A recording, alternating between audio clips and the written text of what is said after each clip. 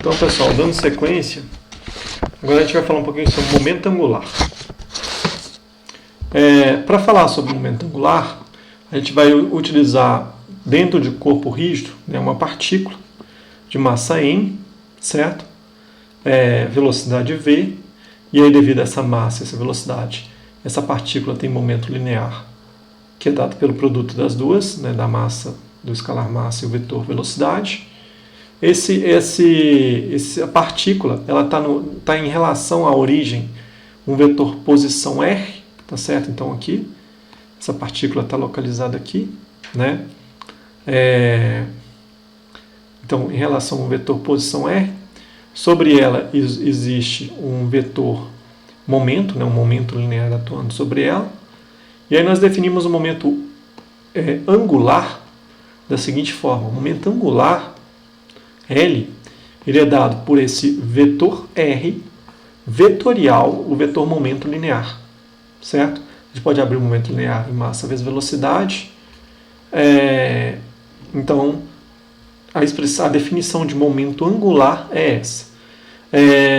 Nós podemos obter o módulo, né, assim como nós obtemos o módulo do produto vetorial, certo? Então, o módulo do vetor momento angular ele é igual ao módulo do vetor R vezes o módulo do vetor momento linear vezes o seno do ângulo entre os dois, tá certo? Dado por essa expressão.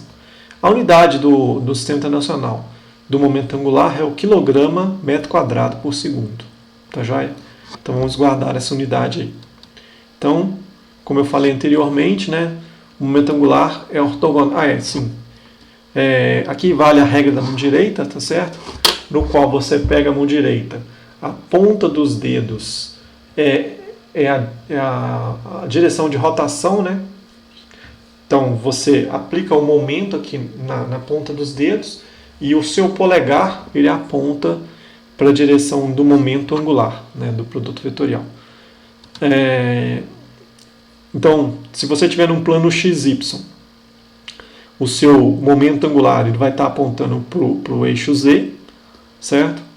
E o módulo desse momento angular, como eu falei anteriormente, é dado pelo momento linear vezes o módulo do momento linear vezes o módulo do vetor R vezes o seno do ângulo entre os dois. Lembrando que massa vezes velocidade é o módulo do momento linear. Quando uma força atua sobre uma partícula, sua velocidade e seu momento linear variam, certo? De modo que o momento angular também ele deve variar. Então, se nós pegarmos a expressão anterior, essa daqui, e tomarmos a derivada dela, né, com relação ao tempo, vamos chegar na seguinte expressão, né? Como é o produto de dois vetores, né, eu vou pegar então o meu DL, desculpa, não DL, o meu vetor L,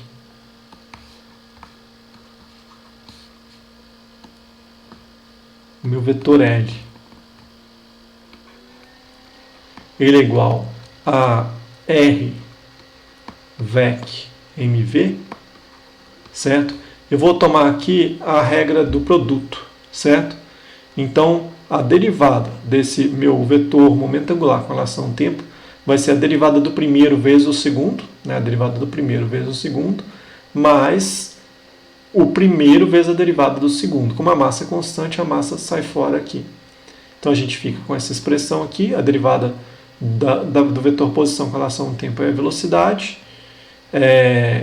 VEC, massa vezes velocidade. De cá, R, a derivada do vetor velocidade com relação ao tempo é o vetor aceleração. E aqui nós encontramos uma coisa interessante. Nós temos o vetor velocidade, VEC, uma constante, vezes o vetor velocidade. Esse produto vetorial ele vai dar zero, tá certo? Então isso aqui é zero, porque eles são paralelos. E ficamos apenas com essa expressão, que é R, VEC, massa vezes aceleração. Mas Rvec massa vezes aceleração é a mesma coisa que Rvec força. E Rvec força é torque, tá certo? Como nós vimos anteriormente. Então o que acontece? Quando exercemos um torque sobre o corpo rígido, esse torque vai causar uma variação do momento angular do corpo rígido. Então, são torques externos, tá? De acordo com a terceira lei de Newton, os torques internos eles se cancelam. Então, se só vai ocorrer variação do momento angular se existir torque externo, tá certo? Então, se você tiver um sistema isolado, né, cuja a resultante dos torques externos é zero, o seu momento angular não varia com o tempo. Aí vamos entrar, nós estávamos tratando aqui apenas de partículas, tá certo? A partícula aqui dentro de um corpo rígido, mas agora vamos tratar do corpo rígido em si. Então, para tratar do corpo rígido, agora o nosso corpo rígido, nós vamos pegar uma fatia do corpo rígido aqui em amarelo, tá certo? Essa fatia ela gira em torno do eixo Z, que está representado aqui por esse eixo. Então, se nós pegarmos um ponto dessa fatia, um ponto de massa MI, o momento angular desse ponto vai ser o LI, certo? Ele vai ser MI, VI, RI. Eu posso escrever que a velocidade tangente ela é igual a R vezes a velocidade angular. Então eu passo para a segunda expressão nessa equação, né? O próximo termo aqui. Posso passar esse R aqui, que está separado, juntar os R's, eu vou ficar com a expressão MI/RI quadrado vezes ômega, tá certo? Dando sequência, se eu for fazer para todas as partículas dessa fatia, né, que eu cortei, o momento de inércia total dessa fatia, ele vai ser o somatório dos momentos de cada partícula dessa fatia, e aí eu vou ficar com esse termo, o somatório dos MI/RI quadrado vezes a velocidade angular de toda essa fatia, porque a velocidade angular de todo o corpo rígido é constante. E isso aqui a gente já conhece, isso aqui é o momento de inércia do meu corpo rígido, né, com relação ao seu eixo de rotação. E aí eu fico com a expressão, né, que o momento angular ele é igual ao momento de inércia vezes a velocidade angular. Se esse momento... Então, para um corpo rígido que gira em torno do eixo de simetria, o vetor momento angular e o vetor velocidade angular possuem a mesma direção e sentido, aí a gente pode fazer essas mesmas expressões que a gente deduziu válidas para todo o corpo rígido.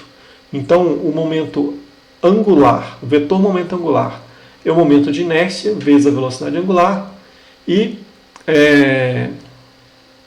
a resultante dos torques que atuam, essa expressão que está escrita errada, resultante dos torques que atuam sobre o meu corpo rígido é a causadora, né, da variação do momento angular. Tá joia? Então agora a gente vai fazer alguns exemplos. O primeiro exemplo fala o seguinte: a hélice da turbina de um motor a jato possui momento de inércia igual a 2,5 kg vezes metro quadrado. Eu vou só marcar aqui, porque eu estou sem espaço, e aí eu vou lembrar o que é. Em torno do eixo de rotação. Quando a turbina começa a girar, sua velocidade angular, em função do tempo, é dada por essa expressão. Tá certo? Então nós temos essa expressão. Calcule o momento angular da hélice em função do tempo e ache o seu valor no instante 3 segundos. Então, letra A, ele quer uma equação, né, que descreva o momento angular em função do tempo. Lembrando que momento angular é momento de inércia vezes, voltando aqui atrás, velocidade angular, ômega z. A velocidade angular é dada por essa expressão. Eu posso escrever a equação de momento angular, vai ser igual a 2,5. Eu vou omitir as unidades, porque está tudo no sistema internacional. A resposta vai dar no sistema internacional. 2,5 vezes 40 vezes t quadrado. Né? Então, 2,5 vezes 40 vai dar 100 t quadrado. Essa é a equação, né, que descreve a variação do momento angular com relação ao tempo. Já o momento angular no instante 3 segundos, isso vai ser igual a 100 vezes 3 elevado ao quadrado. Isso vai dar 900. Então, 900. E a unidade de momento angular, quilograma, metro quadrado por segundo. Tá joia?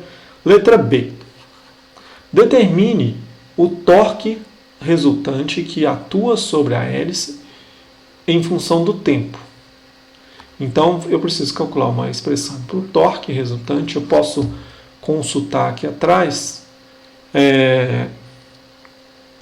O torque ele é derivada do momento angular com relação ao tempo. Então, eu vou tirar a derivada, né, do momento angular com relação ao tempo. Então, derivando aqui 100t ao quadrado, isso aqui vai dar 200t. Essa é a expressão que eu tenho para o torque, né? Então, o torque no instante 3 segundos, isso vai ser 200 vezes 3, isso vai dar 600 newtons vezes metro. Então, está resolvido.